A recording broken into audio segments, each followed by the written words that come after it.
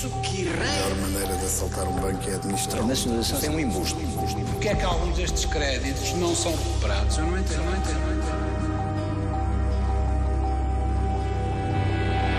A Parvalona passou de um veículo para ativos tóxicos para um veículo com pessoas tóxicas. Um trabalhador do BPN não é um currículo, mas sim um cadastro.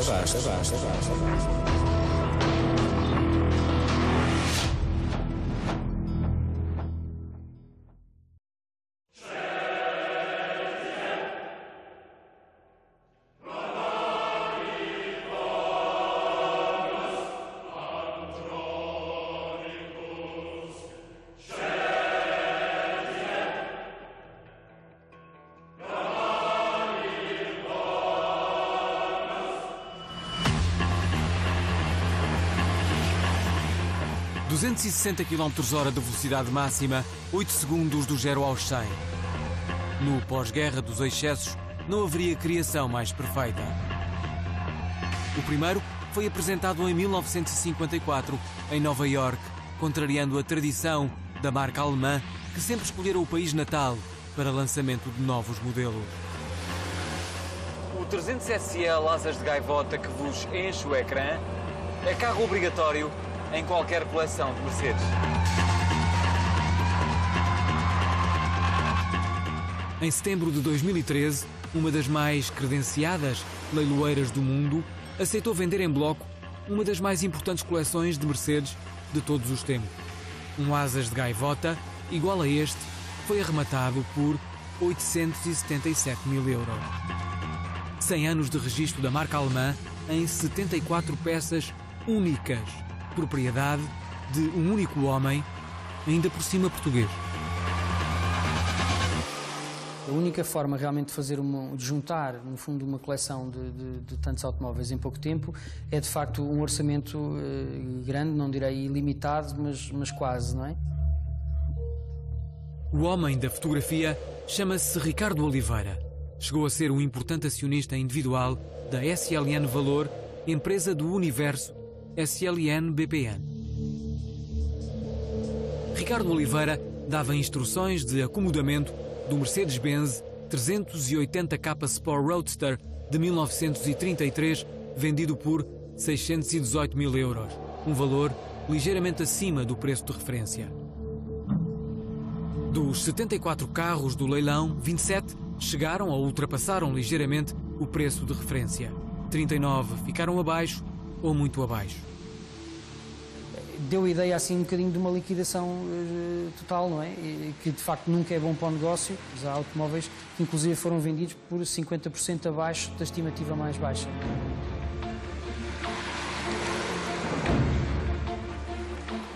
O 300 SL Asas de Gaivota é o primeiro da sôfrega coleção iniciada em 1998.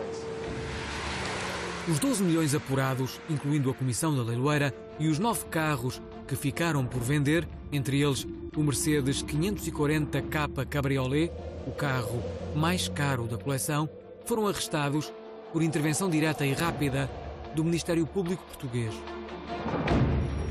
A mais conceituada leiloeira da especialidade, que não aceitou conversar com a SIC, terá sido apanhada no meio do turbilhão.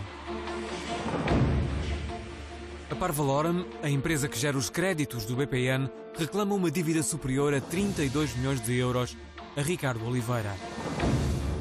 Nós desencadeámos de uma forma bastante rápida e com a colaboração das autoridades policiais o arresto de um conjunto de viaturas antigas e valiosas que estava a preparar-se para ir a leilão em Londres. Mas é um sinal claro que nós fazemos os possíveis e aquilo que muitas vezes os devedores acham impossíveis para terem essas surpresas desagradáveis. Ricardo Oliveira contestou os termos do arresto, alegando desde logo nunca ter sido ouvido. O recurso subiu ao Tribunal da Relação e chegou ao Constitucional. Ricardo Oliveira perdeu em todas as instâncias. O empresário recusou falar com a SIC e deu instruções à sua defesa para economizar nas palavras. O processo que motivou este arresto pôde, todavia, ser consultado. 29 volumes e 8 apensos. António José Duarte, antigo assessor da administração de Oliveira Costa, de Miguel Cadilho e muito próximo da atual administração da Parvaloram, foi acumulando informação. Chegou o tempo de a usar. Tem colaborado com o Ministério Público nas investigações criminais associadas ao BPN. Na Parvaloram, este economista terá dado o tiro de partida para o arresto da coleção de Ricardo Oliveira. A Parvaloram soube que ela ia ser vendida. Tudo isto é detectado na sequência de algo que é desencadeado. Uma notícia de jornal, uma notícia na internet, uma pesquisa, uma venda de um imóvel que ocorreu, um fluxo financeiro que é analisado, pode dar origem à descoberta de um determinado património que se julgava não existir. Ricardo Oliveira guardava a coleção na garagem XL, 1250 metros quadrados, deste edifício. Uma equipa especializada, contratada pelo empresário, encarregava-se da exigente manutenção das mais de 70 joias. Conseguiu escondê-las da curiosidade pública até ao dia em que mandou vir diversos caminhões de tiro que transportaram as 74 viaturas para o leilão londrino.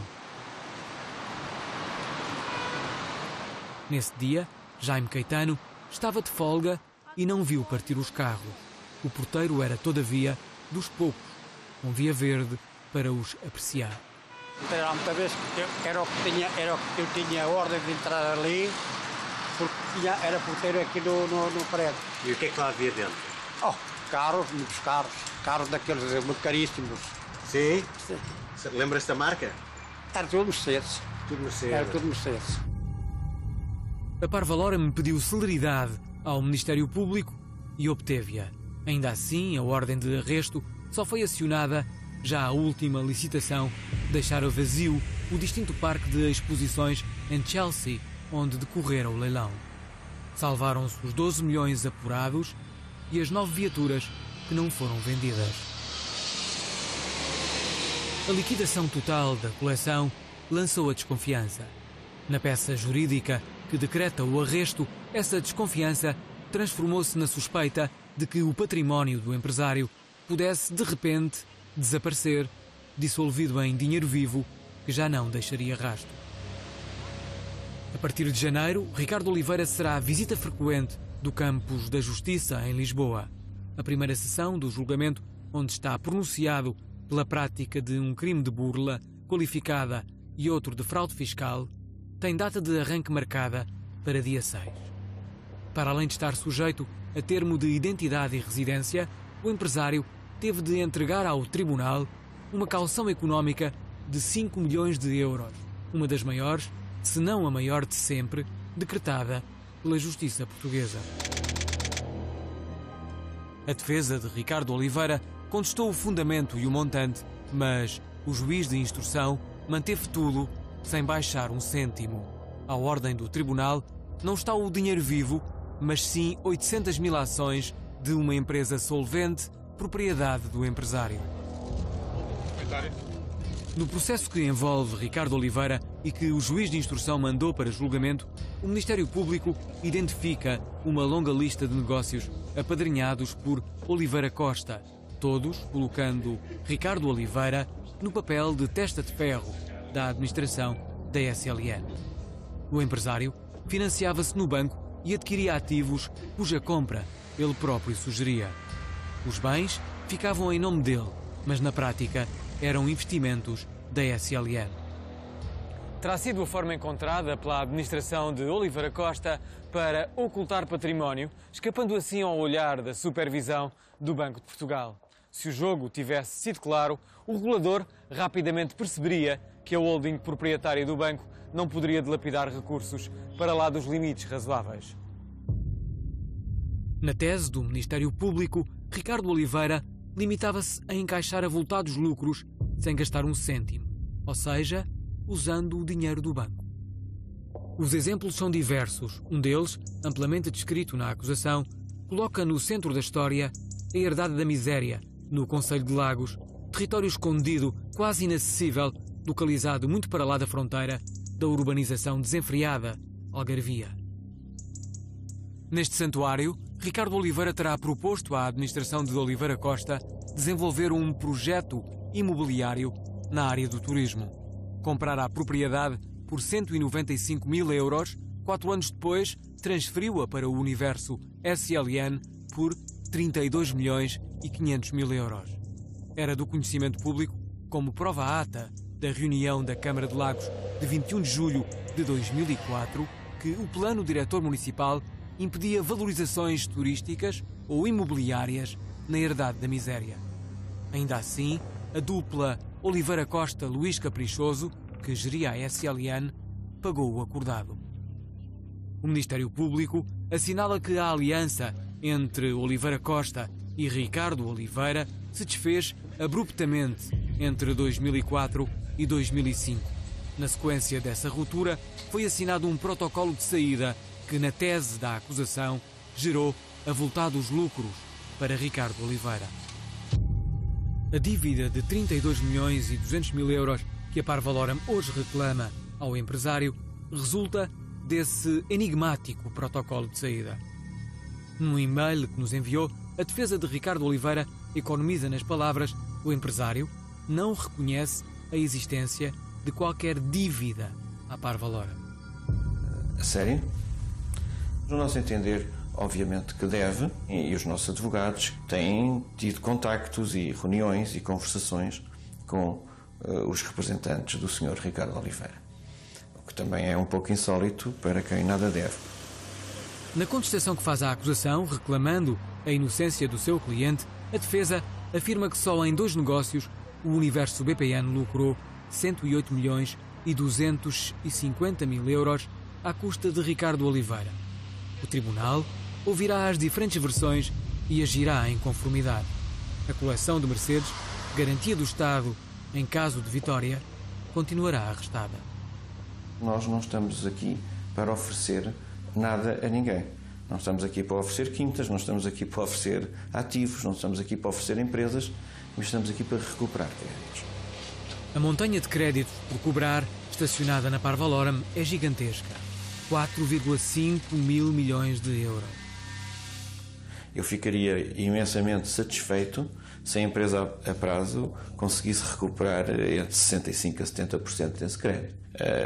Honestamente, e eu acho que isso é um exercício que toda a atividade bancária deve fazer, não se compreende como é que muitos dos devedores que estão na praça obtiveram esse crédito. É quando se aperta o ângulo em casos concretos que se percebem as razões.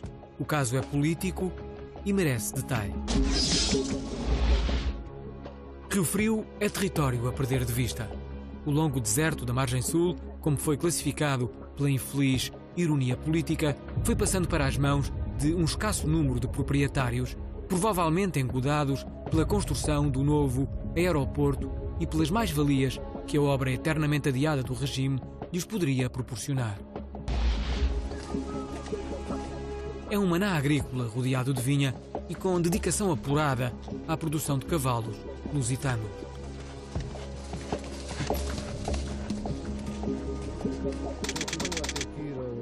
Emílio Catum era sócio maioritário da Pluripar, um conjunto diverso de empresas imobiliárias que foi à banca pedir dinheiro para comprar solo agrícola de Rio Frio.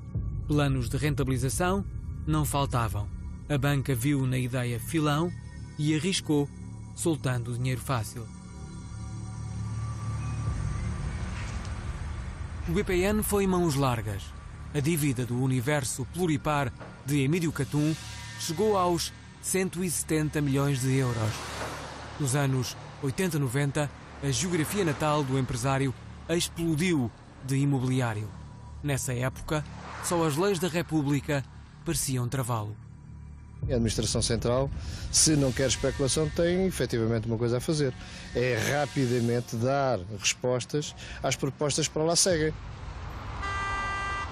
Sou Emílio Catum, desculpe, foi mesmo o senhor.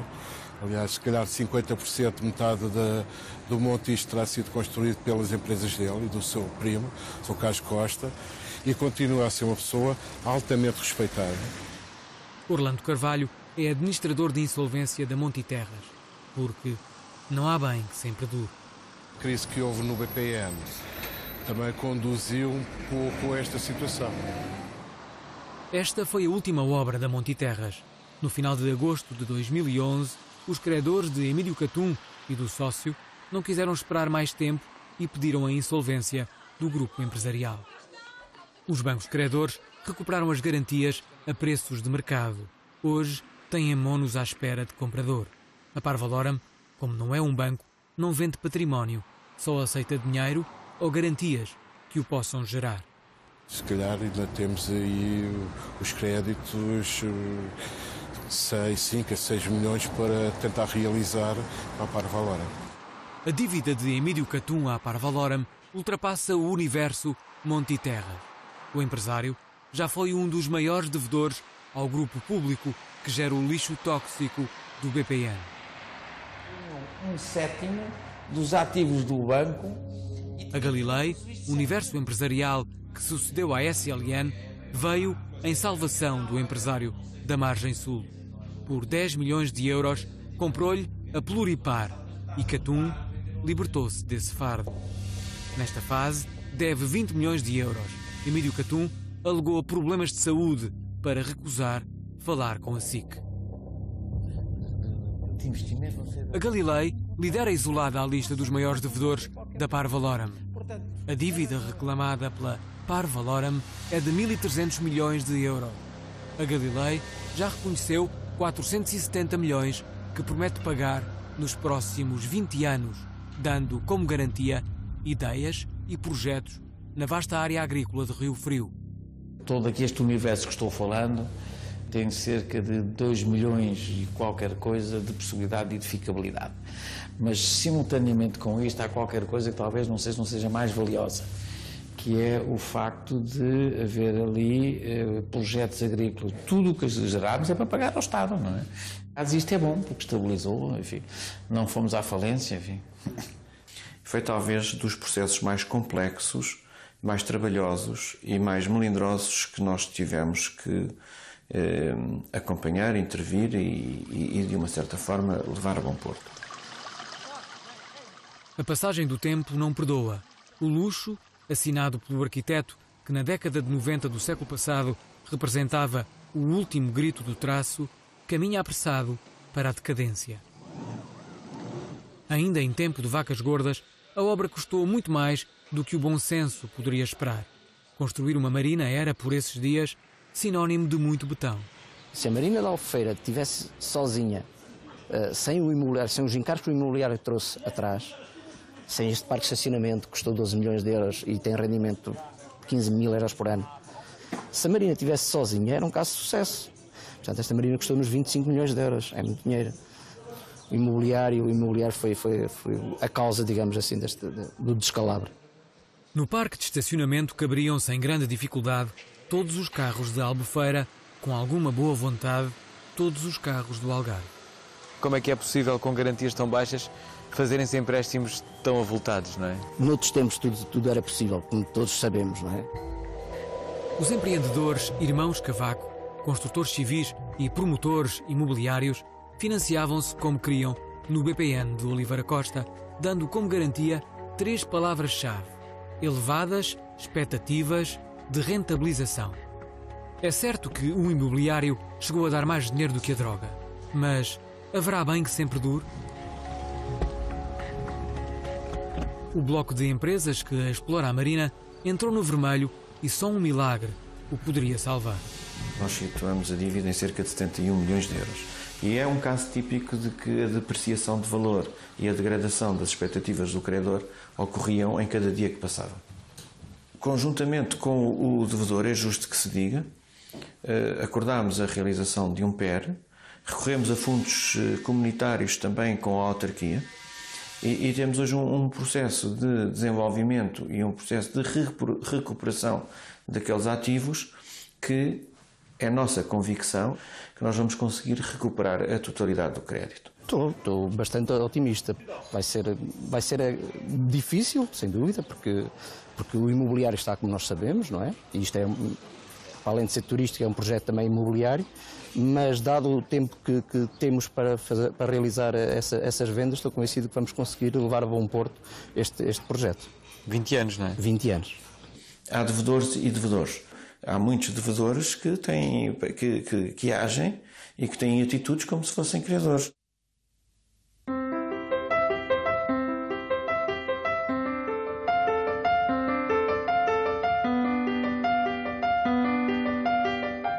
A música é um passatempo que o transmontano Domingos Duarte Lima cultiva. Homem de 5 instrumentos, música, história de arte, advocacia, política e mundo empresarial, dedicar-se-á a todos em igual proporção. Poderia ter ficado na história por ter vencido uma leucemia e pela forma como angariou influências e fundos para combater a doença. Foi uma experiência muito difícil para mim, que me trouxe muito sofrimento, a mim e à minha família, mas que me trouxe talvez uma luz diferente para a minha vida. A história um dia se fará, mas a avalanche de casos associados ao nome de Domingos Duarte Lima atiram-no, por hora, para o lugar sombrio dos homens mistério.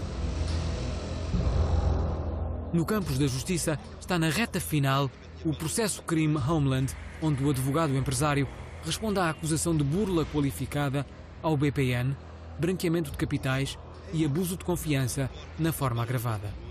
O processo envolve 6 arguidos. Em causa está um empréstimo de 40 milhões libertado pelo Banco de Oliveira Costa a uma sociedade que prometia gerar proventos num terreno de Oeiras onde podia acontecer tudo. Aconteceu nada. Para lá deste processo, cuja decisão pertencerá à Justiça, Domingos Duarte Lima responde por uma dívida pessoal à Parvaloram de 5,9 milhões de euros. A dívida fora reestruturada depois da nacionalização do BPN, comprometendo-se o devedor ao pagamento de uma prestação mensal de 120 mil euros. Duarte Lima pagou, na hora, até ser detido no âmbito das investigações do caso Homeland, em novembro de 2011. Ficaria em prisão domiciliária com pulseira eletrónica até abril de 2014. Vai sair nesta altura. Doutor Duarte Lima, satisfeito? Voltar a casa? Nós temos que acreditar que vamos receber essa dívida. O problema, porém, não está resolvido. Domingos Duarte Lima não aceitou falar sobre o caso, sentindo-se impedido pelo sigilo bancário, uma vez que as negociações entre as duas partes ainda prosseguem. Quase todos os devedores dizem que querem pagar. A diferença está entre os que pagam e os que não pagam. Agora, neste caso, nós temos um tempo. Nós desejamos que, de facto, consiga vender o património que indicou de forma suficiente e necessária, porque nós não estamos interessados em ir vender o património do Dr. Duarte Lima. Nós estamos interessados em receber o dinheiro que resultar da venda do património do Dr. Duarte Lima. Essa seria, todavia, a solução ideal para Duarte Lima. O advogado selecionou um conjunto de porcelanas chinesas da dinastia Ming que poderia servir para abater a dívida. Estão embaladas em Londres, à guarda de um português negociante de porcelana chinesa. A Justiça vai prosseguindo o seu caminho. Já apreendeu 2 obras da coleção de Duarte Lima. Estavam ambas à venda no leilão da Sotheby's, que ocorreu em Londres a 5 de dezembro de 2012. A pintura do Flamengo de Blesse foi arrematada por 361 mil libras, ligeiramente acima do preço mínimo de referência. A segunda de Bruegel, o Jovem, ficou por vender, não tendo atingido a licitação mínima de 2 milhões de libras.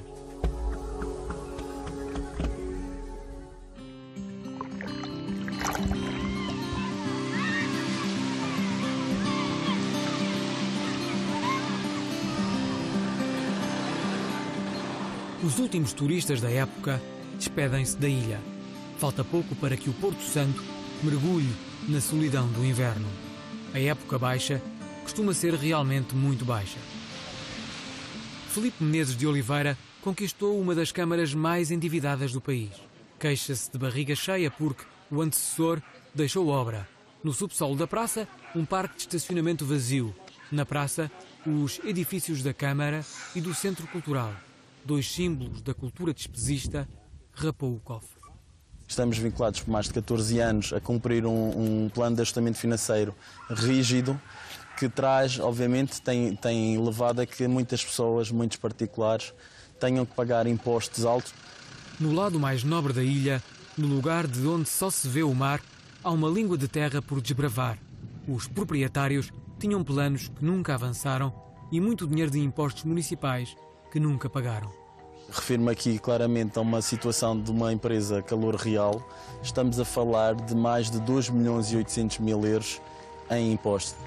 A sociedade Calor Real, declarada insolvente, é liderada pelo homem que chegou a ser um dos principais patrões de Oliveira Costa, Joaquim Coimbra, acionista da SLN e antigo vice-presidente do PSD. Nunca respondeu a nenhum telefonema, e-mail ou SMS da SIC com pedido expresso de nos ajudar a compreender porque sucumbiu à operação imobiliária que prometia trazer progresso à ponta da calheta. No mapa das dívidas da Parvaloram, o nome de Joaquim Coimbra surge em mais 2 processos. A dívida total das 3 empresas onde o empresário tem participação rondará os 57 milhões de euros. A maior parcela, todavia, corresponde ao terreno de Porto Santo.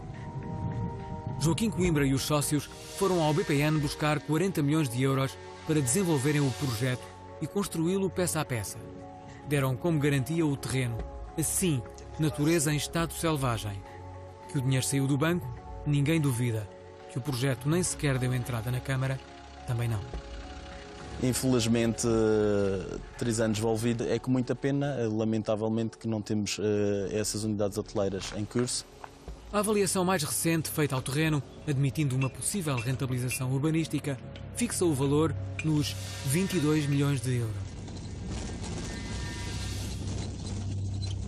A preciosa paisagem está a ser amplamente aproveitada por um vizinho famoso que moldou a praia e a língua de terra que conduz à Casa Oceânica à dimensão da sua influência. João Berardo é o único dono de toda esta faixa.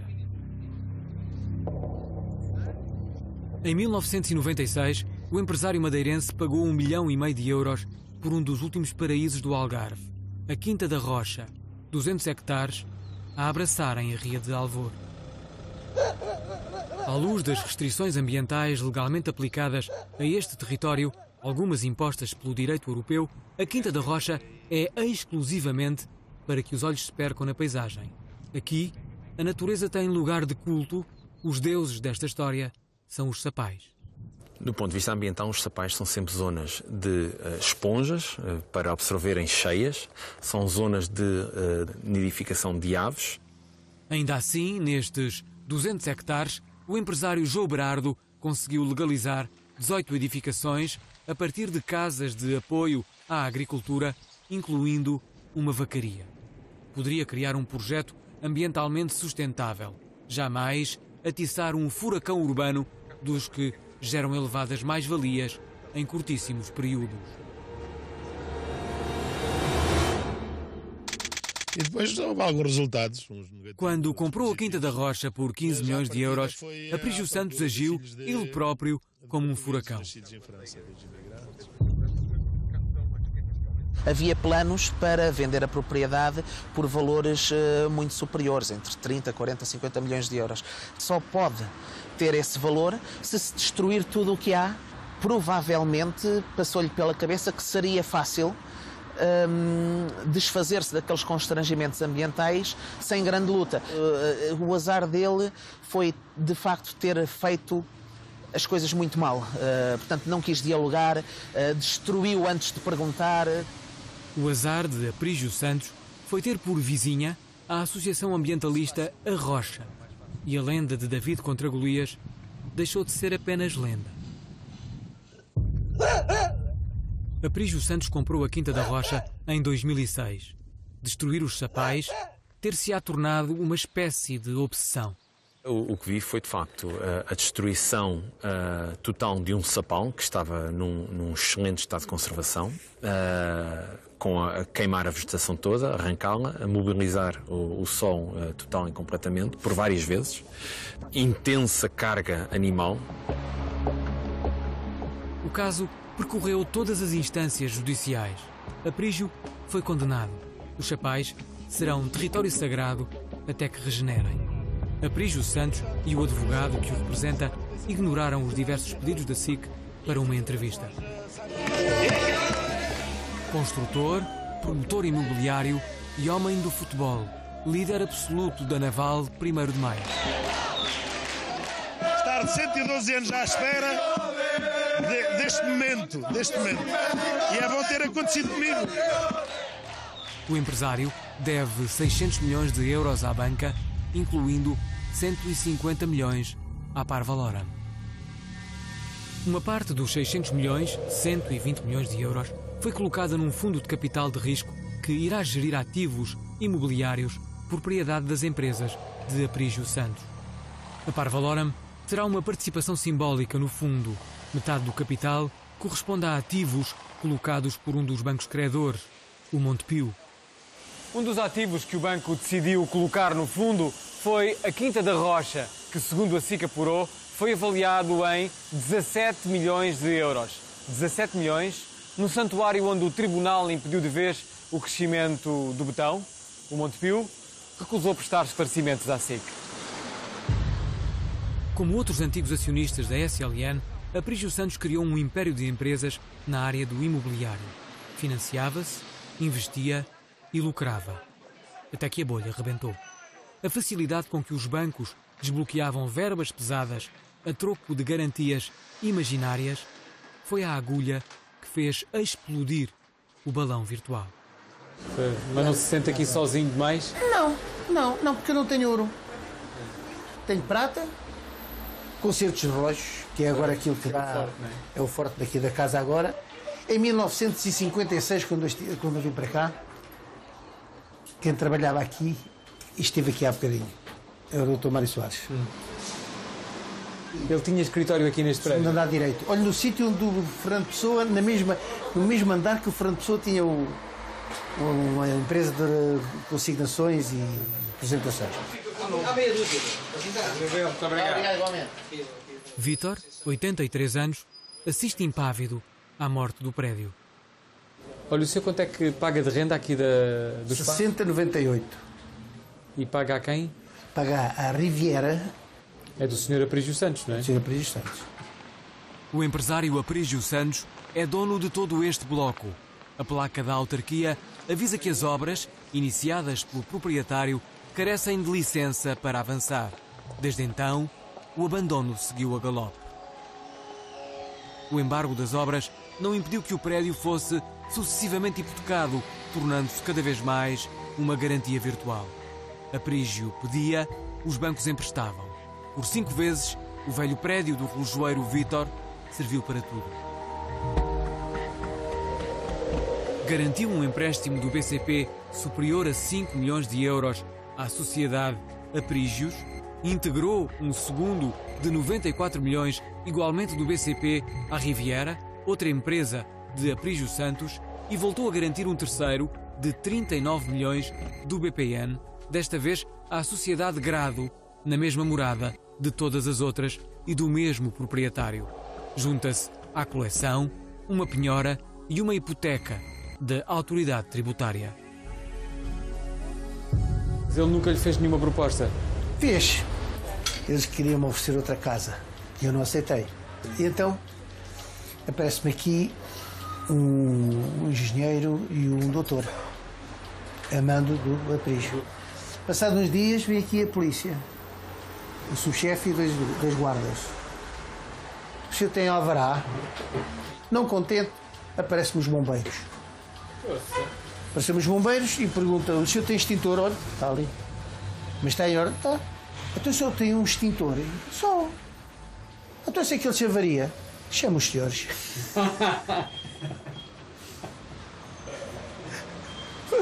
Foi bem respondido.